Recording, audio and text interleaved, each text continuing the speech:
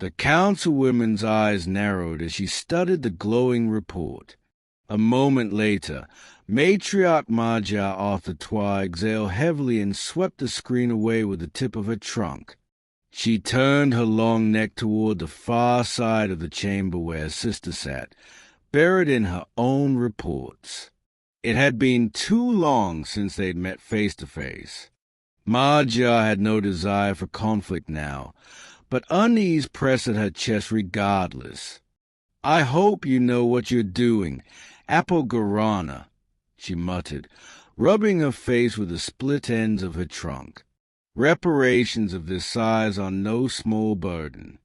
Our fleet sit grounded, our officers dragged through investigation, and the order guards question louder every day. And now that Deathware dares to angle for a seat among us." Her ears flapped, drawing cool air to her face, while she scratched at her leg with a tusk. "I've never seen a high Muttok gamble like this." Apogenana listened with a patience Maja found irritating, until a soft laugh escaped her. "Primate, dear sister," she chided. "Don't forget, he is a primate." Maja scoffed. "He is both, and has chosen his side. You've yet to answer my concerns." "Perhaps I did," Garana said mildly, flicking to another window. "His people haven't chosen yet. Let's not brand them enemies before the choice is made." Maja's ears twitched. "Sometimes I envy your optimism." "Not optimism," Garana corrected. "Faith!" Her head lifted, her confidence absolute. "The will hasn't led us astray. When it opens a path, hesitation is the only sin. Or the path swallows you whole if you misread it." Maja countered. "True," Garana admitted with a nod, "but some signs cannot be missed." Maja grimaced, unwilling to chase her sister's cryptic certainty. If Garana brimmed with this much confidence, there was likely a reason, though what it was she couldn't guess. Enough of this. Garana broke in with sudden lightness.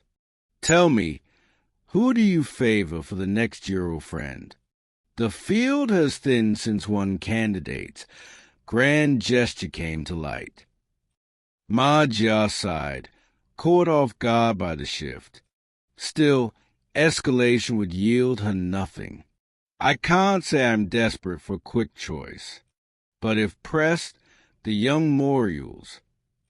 A mischievous twinkle lit Garana's eyes.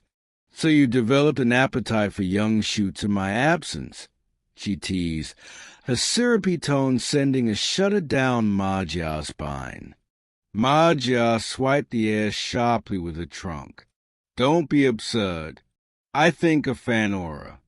She'll live far longer with the next Eurofriend than either of us will.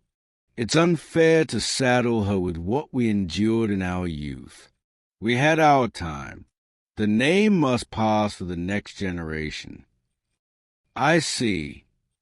Garana tilted her head. "But do you truly believe is fit to carry it?" Maja's jaw tightened. "I won't dismiss her judgment. Anyone can grow into the name, and he at least holds her trust. That's more than I can say for the rest." The sisters sat in silence, ears swaying, trunks restless. At length Maja sighed. "You favor another, then?" "I do," Garana admitted. "Perhaps it's because I'm not a mother. I'm not yet ready to think of retirement." Meanwhile, aboard the shuttle, James drew a final breath and counted 10 heartbeats. Then his eyes snapped open, a smirk tugging at his lips as the station came into view, along with the roaring crowd awaiting him. Claws scratched metal, scales rasped, beaks clicked, tails swished. Every sound betrayed nerves. He showed none, though his thoughts raced 1,000 ways. The ramp clanged down. Cheers and jeers collided in the air as James strode into the storm. He raised his arm high, forearm bare to memory if not to sight, and fists across the crowd lifted in echo, scarred, tattooed, or simply in solidarity. Cameras flashed, reporters scrambled, voices clashed. The SDF line bristled like a wool of black iron, soldiers flanking every corridor. To some it looked like a military parade, to others an invasion. James knew the headlines would write themselves. But this security wasn't optional. Too many had tried to kill him before. Too many had died in the attempt. The Grim Reaper nickname hadn't been earned by chance. Then the ground shook. Azoto's bull forced its way forward, towering over the human line. Soldiers snapped weapons up. Hold your fire. James barked. Surprise rippled. But the bull stopped, waiting.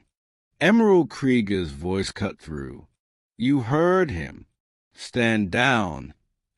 The giant lumbered closer until James was swallowed by shadow. St. Aldwyn. The bull rumbled. The word spat like venom. James's hand twitched on his blade, but he didn't look up. Let me guess. The new Juror friend. I am, the bull declared. Then tell me, are you here to die like the last two? James asked, his voice flat. I do not fear you. Bravery doesn't make you bulletproof, James replied. I came to smell the blood on your hands, the bull growled, lowering his twin trunks. Air stirred James's hair as they hovered close. James didn't flinch. The blood of those who wanted mine. Don't remember it too clearly. There may be more. The bull exhaled hard, ruffling his hair again, but James only rolled his eyes. Before tension could snap, another voice thundered across the square. If you wouldn't mind. Morgar of Strand, shepherd of the caverns, stepped forward like a mountain come alive. His tusks gleamed, his massive claws pressed flat to his chest.